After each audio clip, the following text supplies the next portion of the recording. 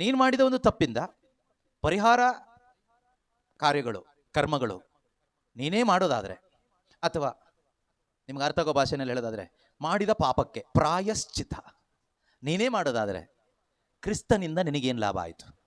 ಶಾಸ್ತ್ರದ ವಿಧಿ ನಿಯಮಗಳನ್ನು ಅನುಸರಿಸುವುದರ ಮೂಲಕವೇ ದೇವರೊಡನೆ ಸತ್ಸಂಬಂಧ ಪಡೆಯಬೇಕೆಂದಿರುವ ನೀವು ಕ್ರಿಸ್ತ ಯೇಸುವಿನಿಂದ ದೂರವಾಗಿದ್ದೀರಿ. ಏನದರ ಅರ್ಥ? ಅರ್ಥ ಏನು ಕೇಳಿದರೆ ಸಿಂಪಲ್ ಆಗಿ, ಈಗ ದೇವ್ರಿಗೂ ನನಗೂ ಏನೋ ಒಂದು ಬೇಸರ ಆಗಿದೆ, ಇಬ್ಬರಿಗೂ ಮನಸ್ತಾಪ ಆಗಿದೆ. ಈಗ ನಾನು ವಾಪಸ್ ದೇವರ ಸಂಬಂಧಕ್ಕೆ ಬರಬೇಕು, ದೇವರ ಮುಂದೆ ಒಂದು ರೈಟ್ ರಿಲೇಷನ್ಶಿಪ್ಗೆ ನಾನು ಬರಬೇಕು, ಸರಿಯಾದ ಸಂಬಂಧಕ್ಕೆ ಬರಬೇಕಾದ್ರೆ ನಾನು ಏನು ಮಾಡಬೇಕು?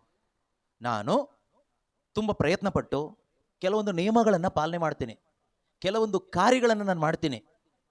ಈ ಕಾರ್ಯಗಳನ್ನು ಮಾಡಿ ನೀನು ದೇವರ ಸಂಬಂಧಕ್ಕೆ ಬರಬಹುದಾದರೆ ಯೇಸು ಕ್ರಿಸ್ತನಿಂದ ನಿಮಗೆ ಏನು ಲಾಭ ಆಯಿತು ಅನ್ನೋದೇ ಪ್ರಶ್ನೆ. ಯೇಸು ನಿಮಗೆ ಯಾಕೆ ಬೇಕು?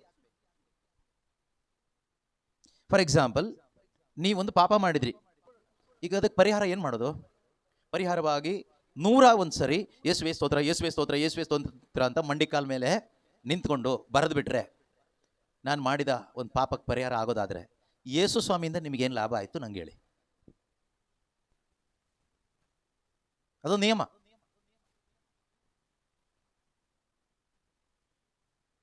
ಹಳೆ ಒಡಂಬಡಿಕೆಯಲ್ಲಿ ದೇವರು ಹೇಳ್ತಾರೆ, ಯಾರಾದರೂ ಒಂದು ಪಾಪ ಮಾಡಿದರೆ ಒಂದು ಕುರಿಮರಿಯನ್ನು ಸಾಯಿಸಬೇಕು, ಅದರ ರಕ್ತವನ್ನು ತೆಗೆದು ಅಲ್ಲಿ ಚಿಮುಕಿಸ್ಬೇಕು, ಏನೇನೋ ಮಾಡಬೇಕು. ಓಕೆ, ನಿಯಮದ ಪ್ರಕಾರ ಅಕಾರ್ಡಿಂಗ್ ಟು ಲಾ. ಅದನ್ನೇ ನೀನು ಇವತ್ತೂ ಮಾಡ್ತಾ ಇರೋದಾದರೆ ಯೇಸು ಕ್ರಿಸ್ತನ ಶಿಲುಬೆ ಮರಣ ಪುನರುತ್ಥಾನದಿಂದ ನಿನಗೇನು ಲಾಭ ಆಯಿತು? ಅಥವಾ ಕ್ರಿಸ್ತನಿಂದ ನಿನಗೇನು ಲಾಭ ಆಯಿತು?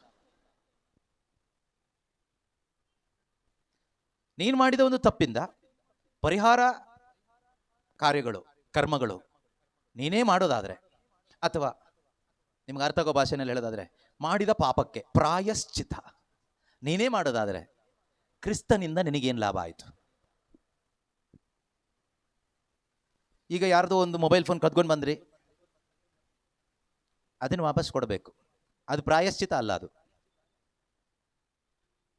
ತಗೊಂಡು ಬಂದಿರೋದು ವಾಪಸ್ ಕೊಡಬೇಕು, ಪಾಪ ಅಂತ ಗೊತ್ತಾದ್ಮೇಲೆ ವಾಪಸ್ ಕೊಡಬೇಕು, ಬಟ್ ಪ್ರಾಯಶ್ಚಿತ ಆಗಿಲ್ಲಲ್ಲ.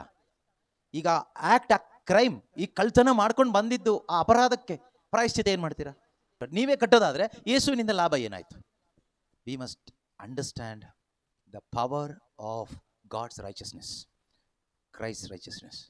ನಮಗೆ ಗಾಸ್ಪಲ್ ಯಾಕೆ ಬೇಕು, ಶುಭ ಸಂದೇಶ ಯಾಕೆ ಬೇಕು ಕೇಳಿದರೆ, gospel alone reveals the richness of Christ Jesus.